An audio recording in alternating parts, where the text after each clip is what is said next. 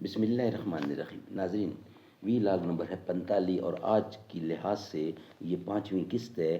تہنیت، تہنیت کے وفود، کہاں کہاں کس کو تعین کیا، تہنیات کیا۔ ناظرین، وی لاگ نمبر ہے 45 اور آج کی 5ویں قسط ہے اور صفحہ نمبر ہے 312۔ ناظرین، ہم آپ کے سامنے پیش کر رہے ہیں غزوہ بدر، یعنی غزوہ بدر کبریٰ، اسلام کا پہلا فیصلہ کن معرکہ۔ اس کے ہم آپ کے سامنے 44 ویلاگ پیش کر چکے ہیں اور یہ 45 یعنی آج 45 ویلاگ ہے غزوہ بدر کا، اور آج کے لحاظ سے یہ ہے 5ویں قسط۔ ناظرین، جس کتاب سے ہم آپ کے سامنے یہ واقعہ پیش کر رہے ہیں اس کے رائٹر ہیں مولانا صفی الرحمان مبارک پوری رحمۃ اللہ علیہ۔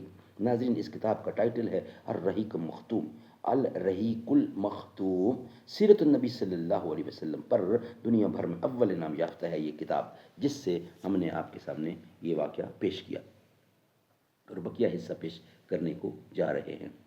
نہ تھا کچھ تو خدا تھا، کچھ نہ ہوتا تو خدا ہوتا، ڈبویا مجھ کو ہونے نے، نہ ہوتا میں تو کیا ہوتا۔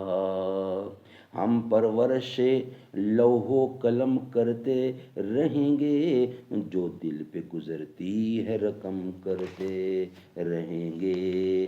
تہنیت کے وفود، یہ ہیڈنگ ہے۔ اس کے بعد جب آپ یعنی صلی اللہ علیہ وسلم مقام روحا پہنچے تو ان مسلمانوں یعنی ان مسلمان سربراہوں سے ملاقات ہوئی جو دونوں قاصدوں سے فتح کی بشارت سن کر آپ کا استقبال کرنے اور آپ کو فتح کی مبارکباد پیش کرنے کے لیے مدینے سے نکل پڑے۔ جب انہوں نے مبارکباد پیش کی تو حضرت سلمہ بن سلامہ رضی اللہ عنہ نے کہا، آپ لوگ ہمیں کاہے کی مبارکباد دے رہے ہو؟ ہمارا ٹکراؤ تو خدا کی قسم گنجے سر کے بوڑھوں سے ہوا تھا جو اونٹ جیسے تھے۔ اس پر رسول اللہ صلی اللہ علیہ وسلم نے مسکرا کر فرمایا، بھتیجے، یہی لوگ سر بر آوردگان قوم تھے، سر بر آوردگان قوم تھے۔ اس کے بعد حضرت اسید بن عزیر رضی اللہ عنہ عرض پرواز ہوئے، یا رسول اللہ صلی اللہ علیہ وسلم، اللہ کی حمد ہے کہ اس نے آپ کو کامیابی سے ہمکنار کیا اور اور آپ کی آنکھوں کو ٹھنڈک بخشی۔ بخدا میں یہ سمجھتے ہوئے بدر سے پیچھے نہ رہا تھا کہ آپ کا ٹکراؤ دشمن سے ہوگا، میں تو سمجھ رہا تھا کہ بس قافلے کا معاملہ ہے، اور اگر میں یہ سمجھتا کہ دشمن سے سابقہ پڑے گا تو میں پیچھے نہ رہتا۔ رسول اللہ صلی اللہ علیہ وسلم نے فرمایا، سچ کہتے ہو۔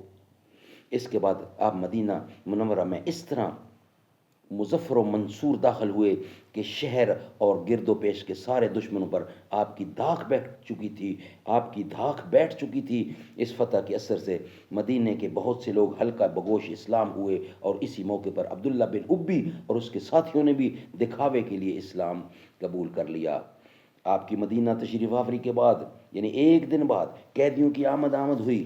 آپ نے انہیں صحابہ کرام پر تقسیم فرما دیا اور ان کے ساتھ حسن و سلوک کی وصیت فرمائی۔ اس وصیت کا نتیجہ یہ تھا کہ صحابہ کرام خود کھجور کھاتے تھے لیکن قیدیوں کو روٹی پیش کرتے تھے۔ واضح رہے کہ مدینے میں کھجور بے حیثیت چیز تھی اور روٹی خاصی گراں قیمت کی چیز تھی۔ ناظرین، آج کا 5ویں قسط اور 45 نمبروی لاگ ختم ہوا۔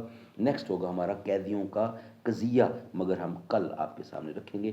آج کے 5 ویلاگ الحمدللہ ہمارے مکمل ہوئے۔ پے کر صبر و شکر و رضا آپ ہیں، با وفا با وفا با وفا با صفا سید فاطمہ۔ دونوں عالم میں رب نے ہے اونچا کیا آپ کا مرتبہ سید فاطمہ۔ دیکھ پائے نہ جس کو مہر و مہر بھی، ایسا پردہ تیرا سید فاطمہ۔ جن کی پاکی کا قرآن میں ہے تذکرہ، ہیں وہی پارسا سید فاطمہ۔ کون سردار جنت ہوا ہے تیرے لاڈلوں کے سوا سید فاطمہ۔